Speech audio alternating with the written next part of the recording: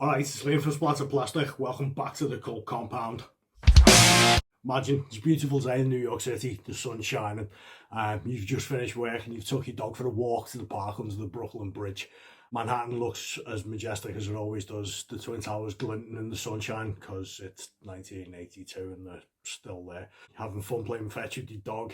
Dog's happily scampering around in the undergrowth looking for these sticks, and he comes back all elated. He hasn't got a stick in his hand, he's got a decomposing severed hand. This is the opening for 1982's sleazebag classic, Lucio Fulci's The New York Ripper. If you haven't seen The New York Ripper, it's the happy tale of a jaded New York cop, Fred Williams, who's on the trail of a razor-slashing, bottle-stabbing, ripping maniac who's laying waste to the young ladies of the streets of the city that never sleeps. And he also speaks with a duck voice. Quack, quack.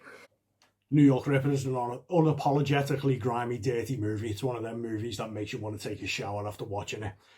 Glorifies the dirt of 42nd Street in the 1980s. Obviously, I'm from Liverpool. I was never in 42nd Street in the 1980s.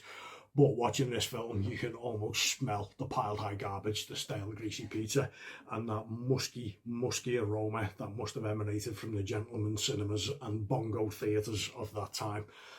This provides the backdrop for this movie. Although not the best example, Fulchi creates a worthwhile giallo movie. Giallo mainly is the Italian genre of movies that are generally a whodunit or a detective drama, with excessive amounts of gore, a cast so big and a story that interweaves so much that you'll never be able to tell who the killer is until the last moments of the movie. And even then, you're still questioning who. Put it simply, best way to explain it is how my wife explains it. It's like a live action Scooby-Doo with gallons of blood and gore. One of the main criticisms of this movie is Fulci's on-screen misogyny. All of the victims that are killed on screen are obviously women. I'm going to counter this argument with it's a serial killer movie. It's just the serial killer's MO. Literally at the time of release, they just called Peter Sutcliffe the Yorkshire Ripper in England. And he wasn't a misogynist, he was just a fucking nutter. Which brings us to the UK treatment of this movie. Obviously it was a video nasty, but it had the distinct honour of being banned outright. When the theatrical prints arrived in good old Blighty, they were sent packing from whence they came. James Fairman actually had them deported. Come into the country, work prints. James Fairman stood there with his little clipboard. New York Ripper. Off, get out of my country. Literally sent them back. Ridiculous. Reason for the deportation was the gratuitous gore that was on display here. So we see women being sliced up and disemboweled. We see a blood squirting neck stabs. We see slashes all over the body. We see a horrific kill with a prostitute in the back room of a sex theatre who gets a broken bottle stabbed into a vag. Oh, it's horrible. And the money shot for Lucio Fulci fans was a woman getting done in with a razor. Now this is the Fulci money shot.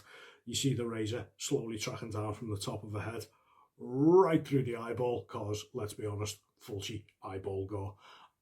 Carries on past the eyeball, straight down into the chest, and then in lurid fashion, big zoom in on a nipple, and you just see that nipple open up.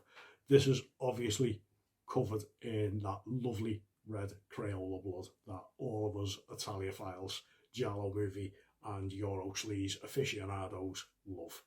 Overall, The New York Ripper is an acceptable giallo by Fulci. Not his favourite in my opinion. I think Don't Torture a Ducklin's far better. But it's the strange tale of why the Ripper has got a duck voice. You'll never get it. The reason for the killings, you'll never guess them either. And all the red herrings, they come thick and fast throughout and will keep you guessing throughout the whole of the movie. For me, the most uncomfortable part of the movie comes not from the slaying, but from the kind of weird softcore porn elements of it. It's mostly centred around a character called Jane and her sexual adventures into porn theatres, and getting off on big sweaty toes, which are unbelievably hairy in some stinking dive bar in New York City. It just makes me personally feel uncomfortable. I'd rather watch somebody getting killed on screen than some like dodgy softcore porn going on. It's just dirty, man. It's another one of them aspects that just makes you feel dirty watching that film. But if, again, you're like me and you love a bit of Fulchi, you'll overcome this for the gory payoffs, and there are some amazingly gory payoffs. It's a twisted movie. It's a dirty movie. It's one of them movies that you're not putting on in front of your missus. Actually, I did, and she didn't like it. So, I think personally, Fulci was just filming for himself at this point. So, the version I've got is the Slate Shameless edition. It's pretty good. Obviously, it's a UK print, so unfortunately, it's still cut. There's still loads of stuff cut out of it, so you don't see the nipple scene in this. So for any of you gorehounds out there that are looking for the nipple scene, ain't in this. You're going to get that in the Blue Underground one, because that's, I think it was like released completely uncut in every other country apart from the UK. So they've still got a stranglehold on some of these movies, man. Anyhow, if you haven't got a multi-region player and you want to see the New York Ripper, this is the best way you're going to see it. It's a really nice print, to be honest with you. Shameless have done a really good print. Nice and clean. Not many extras to speak of, so I'm going to butcher these Italian names, so I'm so sorry.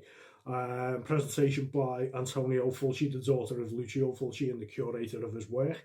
And you've got Beyond Fake Blood, exclusive interview with Antonio Fulchi and Didato Sascetti. I don't know, sorry. It's good, man. It's good. Shameless will give you the Al Reserve cover, reverse cover on it as well. So you've got the New York Ripper, and on the back of it, you've got Le Adventure de New York. Terrible at accents as I am as pronouncing Italian names, but yeah, pretty much the same sort of thing. If you look at the background there, it looks a lot like zombie flesh eaters, but hey ho. Like I say, if you want to get it completely uncut, you need to go and get the Blue Underground one. I've got a multi-region player, so I haven't got it. Thinking about getting one done. So, if that's piqued your interest, rush out and buy yourself the New York Ripper and get ready to have a shower after it. It's a corker little movie. It's not one that you're going to stick on all the time, but when you feel like something, yeah, it does the business, man. It's a good movie. And the soundtrack for it is awesome. Again, proper splattered plastic out that episode for that. So I'm going to get Son to watch. Son's going to hate me, man.